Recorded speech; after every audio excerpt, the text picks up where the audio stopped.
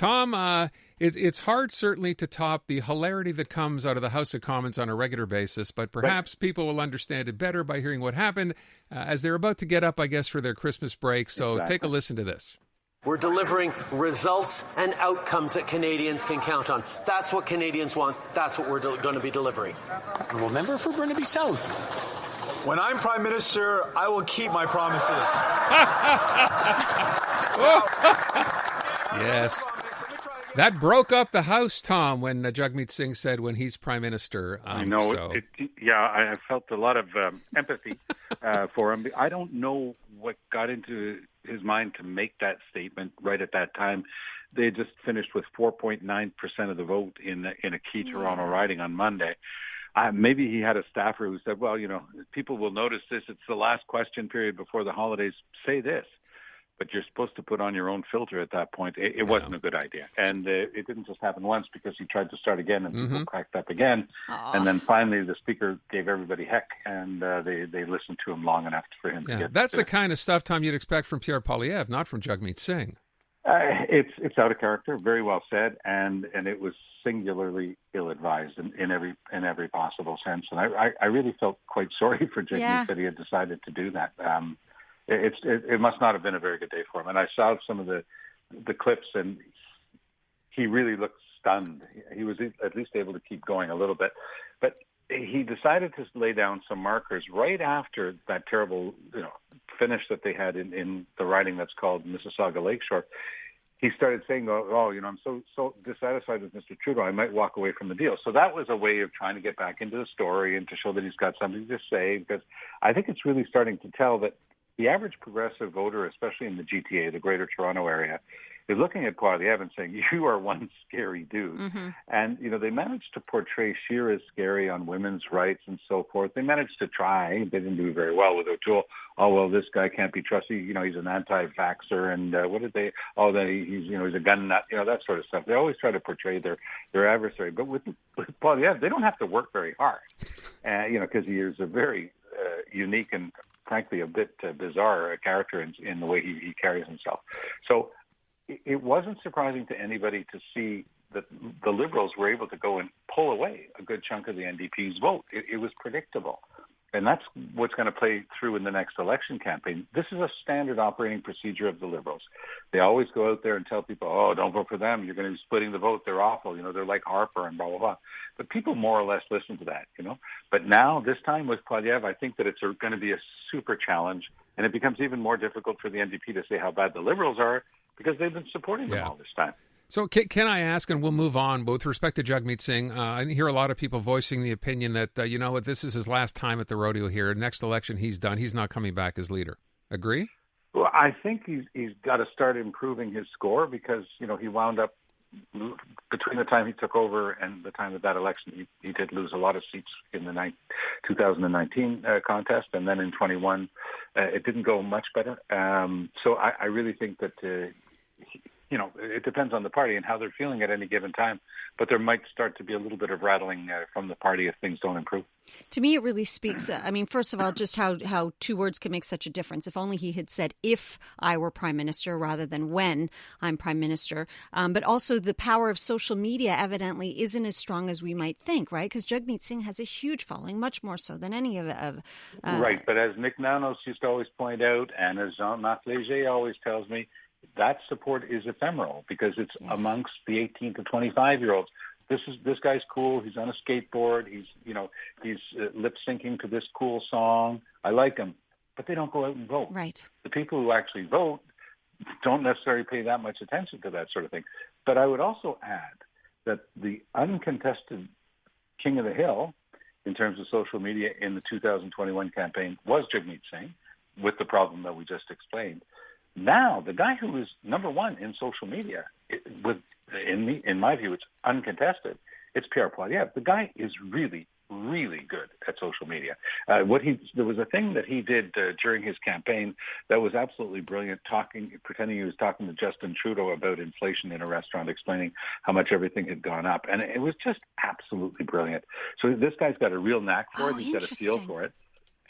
But the thing is, he thinks that that's the real world. The real world is still people watching the nightly news on their TV. The real world is people who are going to be watching the sit-down interviews over the Christmas holidays. Every leader, Singh and Trudeau and Blanchet, they'll go through the routines. They'll sit down. Trudeau had a long sit-down with my colleague, Paul Larocque of TVA. They all go through the game.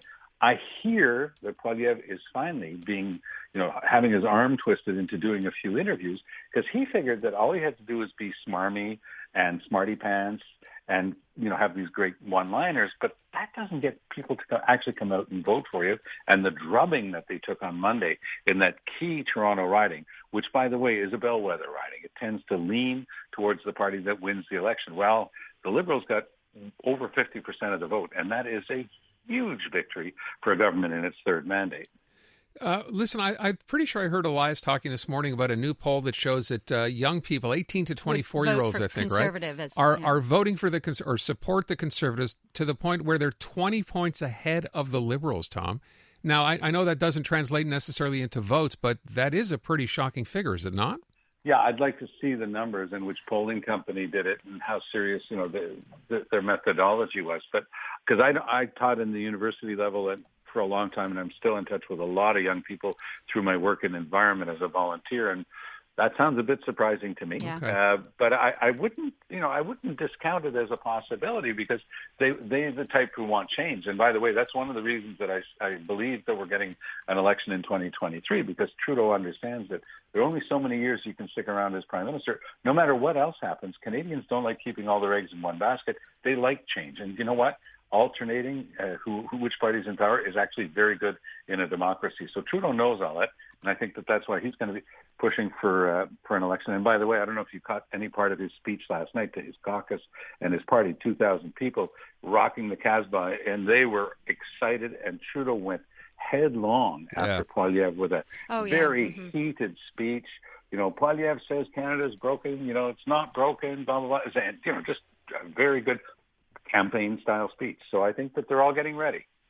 Yeah, it's interesting as you say that. I mean, when it comes down to it, if nothing else, I hate to say it this way, but for the entertainment value, Justin Trudeau versus Pierre Poilievre is going to be fun to watch. For sure will. Knocked down, dragged out. And I mean, that's what happens to the NDP. What do? Are they the third person into the cage fight? Yeah, well, I don't think that that's going to work. And that's perhaps why Mr. Singh is swinging for the fences with things like when I'm Prime Minister, trying to get into the story. But you really got to pick your words and pick your moment. I like what Natasha said. If you had said it just slightly differently, if I was ever in the Prime Minister's position, I would keep my word. Nobody would have held that against him. No, and it could have been potentially powerful. Now, Tom, I know you're predicting an election next year. I read your article. I very much appreciate what you said, even though I'm absolutely dreading it. And I suspect I'm not the only one. And you know me, I love an election. Yes, I do. I still have election fatigue. It's been a lot lately. It's been a lot. I'm not quite ready for another one just yet, and I suspect that I'm not the only one, Tom.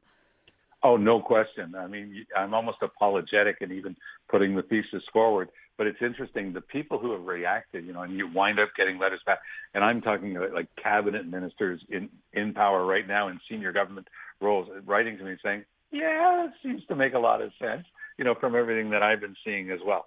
So I'm not saying that I've got an absolutely flawless crystal ball on this one, but everything I'm seeing points to a 2023 federal general election. Okay, well, long before we get to that, as in tomorrow, Justin Trudeau, François Legault holding a working meeting. Are we expecting anything to come of this, Tom? Or is, Jim Meny described that this is political theater and nothing more? Puff. Yeah, and it's interesting, especially on the French side of the media where I work, half the time. People were saying, oh, this is going to be a real set-to, Legault's going to give him what for, and this is going to be a Donnybrook. And I was just shrugging my shoulders saying, no, Trudeau has no interest whatsoever in fighting with Legault.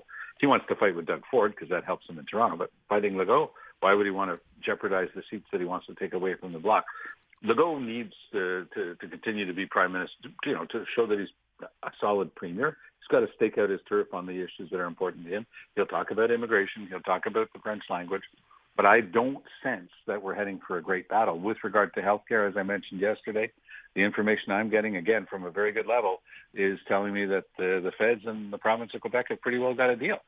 And it depends, I guess, exactly as Duclos was saying, do they have a deal amongst health ministers and the premiers are going to play differently with it? I'm not sure. I really do think that they have a deal, though.